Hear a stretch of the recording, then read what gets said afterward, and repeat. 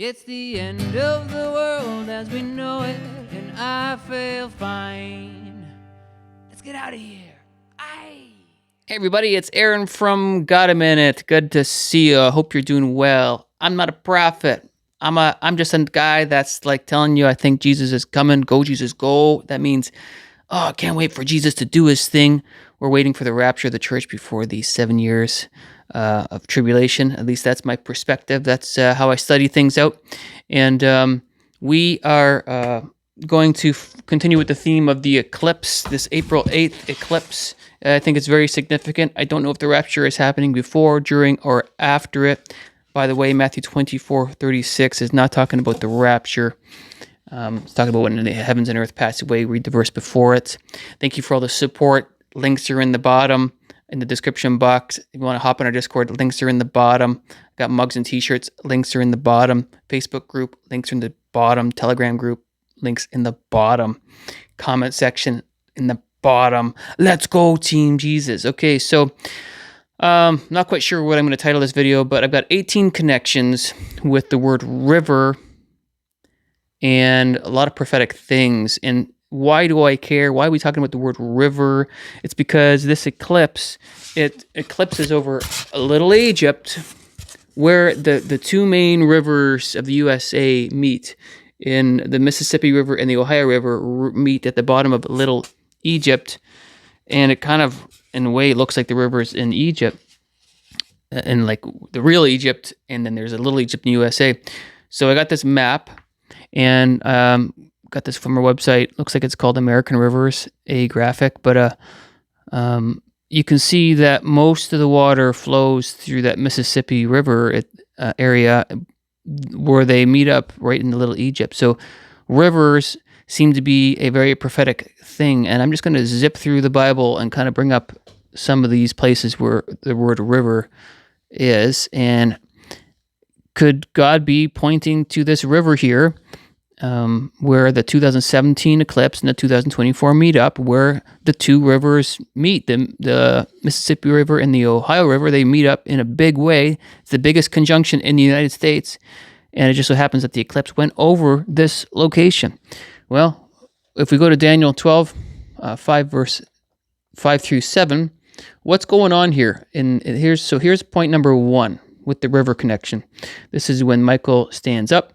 And it says, "But you, O Daniel," this is verse 4, "shut up the words and seal the book until the time of the end.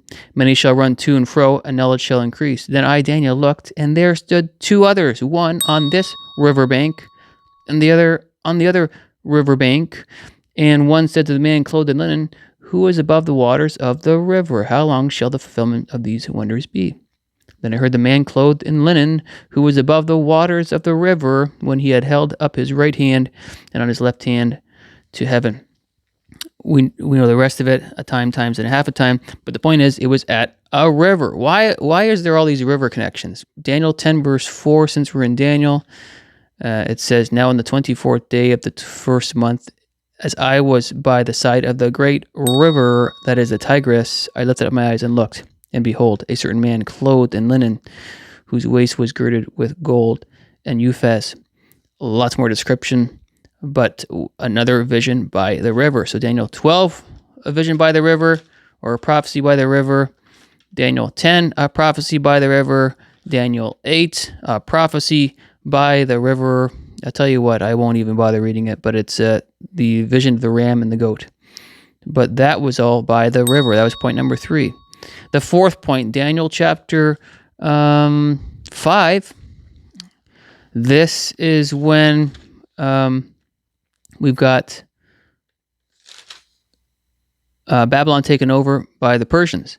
So you know that part in Daniel 5:25 says, "Mene, mene, tekel, parison," and I'll read it from 26 on. This is the interpretation of each word. Mene, God has numbered your kingdom and finished it. Tekel, you have been weighed in the balances and found wanting.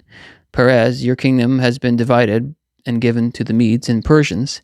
Then Belshazzar gave the command, and they clothed Daniel with purple and put a chain of gold around his neck and made a proclamation concerning him that he should be the third ruler in the kingdom. That very night, Belteshazzar, king of the Chaldeans, was slain, and Darius the Mede received the kingdom, being about 62 years old. So the reason why I bring up this fourth point is because how did the Persians take over? Well, according to Wikipedia, the great city of Babylon was originally built so that it straddled the Euphrates River, and the river's water were used to form a broad, deep moat encircling the city, and also to form a network of canals within the city walls. At the time of Babylon's fall in 539 BCE, Cyrus diverted the waters of the Euphrates so that his troops could march through the riverbed into the unsuspecting city. Thus, the waters of the Euphrates were dried up. So the fall of Babylon to the Persians was because of the river. So Daniel 12, we got a river. Daniel 10, we got a river. Daniel 8, we got a river. We got a fall of Babylon because of the river. The river is a theme, certainly a theme of prophecy. And we've got these rivers in the U.S. joining up in the strongest way right where the conjunction of these eclipses happen. The fifth point I wanted to bring up was Joshua 3:17. Joshua brings them over where? The Jordan River. I'll read 3:17. Then the priests who bore the ark of the covenant of the Lord stood firm on the dry ground in the midst of the Jordan, and all Israel crossed over on dry ground until all people had crossed completely over the Jordan. That's neat. So we have point number 6, Exodus 1:22. What did Pharaoh want them to do? So Pharaoh commanded all his people, saying, every son who is born you shall cast into the river, and every daughter you shall save alive. So this is point number 6. Pharaoh wanted to kill all the baby boys. He essentially wanted to do abortion in a way to reduce the population of Israel, and he wanted to throw them in a river. Egypt area, Little Egypt, states, river, quite amazing. If you read Exodus chapter 2, Moses is saved in the river. Okay, so that's really exciting. Exodus 2, verse 10, and the child grew, and she brought him to Pharaoh's daughter, and he became her son. So she called his name Moses, saying, because I drew him out of the water. I drew him out of the water. And what does Psalm 18, verse 16 say? Sometimes we call this the Rapture chapter. He sent from above, he took me, he drew me out of many waters. Out of many waters. Okay. So there's a deliverance from the waters. And how about Revelation 17? What are the waters? Revelation 17:15. Then he said to me, the waters which you saw where the harlot sits are peoples, multitudes, nations, and tongues. So we're waiting for that escape. We're waiting to be released out of the waters, and these rivers meet. The Mississippi and the Ohio River, the most central connection in the States, meet under the eclipse. Point number 11 on my page. I've mentioned this before, but I just want to highlight it again. Verse 9 this time, it shall be, if they do not believe even these 2 signs or listen to your voice, that you shall take water from the river and pour it on dry land. The water which you take from the river will become blood on the dry land. Man, all this river connection. I got a river of life flowing out of me. Makes the lame to walk and the blind to see. Okay, Exodus chapter 7. The first plague. What is it? The water becomes blood. Well, my goodness, that's the first plague. Moses and Aaron hop in. He says, okay, let my people go. No, well, the water is turned to blood. That is chapter 7, 14 through 25, if you want to read that. Point number 13, Exodus chapter 8. The second plague involves the river as well. Frogs come out of the river and hop around and cause a problem. So the first and second plague involve the river. Here we have, again, the conjunction of the 2017 and 2024 eclipse crossing over the greatest river conjunction in the States. Coincidence? Over Little Egypt? I think not. I don't think it's a coincidence. Genesis 41. This is something that I've overlooked, but now it's just popped out. This is significant, I think. Pharaoh's dreams, chapter 41 through 1 through 20. Well, again, you can read it, but primarily what's going on here? 3 great-looking cows come out of the river, and then 7 bad cows come out of the river. Bad-looking cows. So cows are popping up out of the river. What's going on with that? Why the river? Why this constant river thing? And Joseph, of course, tells Pharaoh's dream. It's going to be 7 years of plenty and 7 years of famine. Again, the river connection. The river. Just like Watchman River. Watchman River. On the river all the time. Rolling on the river. Okay, so... Love you, Tom. Okay, Genesis... Where are we now? We are... Genesis 15. Genesis 15. And what's going on here? This is the covenant with Abraham, but he adds in the boundaries of the river. I'll read it real quick. Genesis 15, verse 18. On the same day, the Lord made a covenant with Abraham, saying, to your descendants I have given this land from the river of Egypt to the great river, the river Euphrates. My goodness, man. My goodness. River is in the covenant. Point number 16.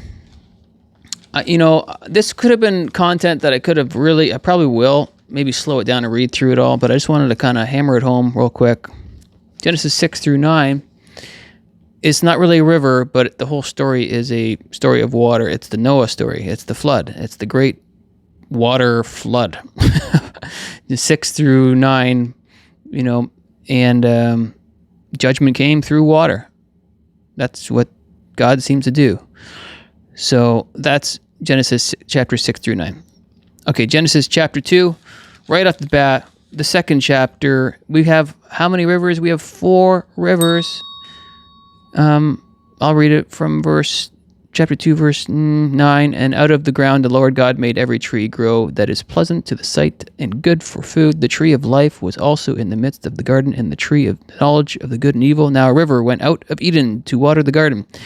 And then, of course, there's 4 river heads in Genesis chapter 2. Wow. And then the last point I wanted to make, Revelation 22, the last chapter of the Bible. We have, and he showed me a pure river of water of life, clear as crystal, proceeding from the throne of God and of the Lamb. And in the middle of its street, and on either side of the river, was the tree of life, which bore 12 fruits, each tree yielding its fruit every month. So there you have it. What we have here is a theme of river being a connection to so many prophecies and predictions, and of course there was baptism in the river. There was a transformation of life at the river. Generally, they got baptized at the river in the New Testament, and so and people got healed in waters. Was it Nahum or who was it that got healed when he had to go wash for 7 times? So we got all these river connections. Pride being busted, Babylon being destroyed, Joshua bringing them over to the promised land over the Jordan River. I forgot to mention simply the parting of the Red Sea, big water division, a split of water. My goodness, I forgot to mention that. That should be number 19. They got out on Passover, and then the Red Sea parted. We've got Psalm 18. He drew me out of many waters. We have the first and second plague involving a river. My goodness.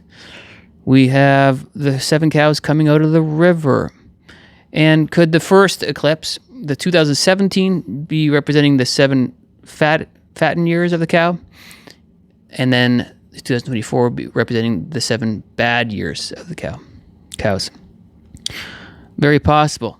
The red heifers, the cows, the cattle, came from Texas, came from the States. What's up with that? So, anyway, I guess I got almost 20 points now. But the point is this. The eclipse, the 2017 eclipse and the 2024 eclipse goes over Little Egypt, which is right over the perfect conjunction of where the 2 big rivers meet, Ohio River and the Mississippi River. And that's where the New Madrid fault line is. Isn't that incredible? So I don't know when Jesus is coming, but I think this is a sign. I think this is actually a sign of pending judgment. I don't know if we're going to be going before, during, or after it. But either way, what you want to do is get tight with Christ. Get tight with the big man upstairs, please, because you don't know if today's your last day. We don't know. Nobody knows. So my salvation verses are in my description box below. I hope you listen to the warning and really consider it. Ask Jesus, hey, is this real? Are you actually coming? And more importantly, are you real? Are you coming? I mean, did you die for my sins? And he's going to tell you. He wants to tell you. And if you seek, you will find. All right? Okay, hope to see everybody in the clouds very soon. One day closer. Go, Jesus, go.